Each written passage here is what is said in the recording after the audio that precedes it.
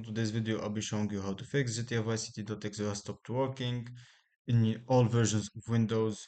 Whatever your version, just go to your parameter, go under system, just scroll down till you find this about section, click on it, and then you will have advanced system settings under device specification.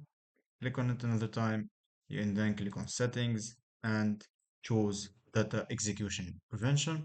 You need to enable this option for here, turn on the EP for all program and service expressors. I select, click on it, and then click on add, and then just search where is your search for GTA Vice City file location and add it here. After clicking, after adding, and just click OK, and then apply, and then just refresh your web page and restart your game, and this will fix your problem. So that's all. If you like this video, please don't forget to subscribe, hit the like button for more tutorials.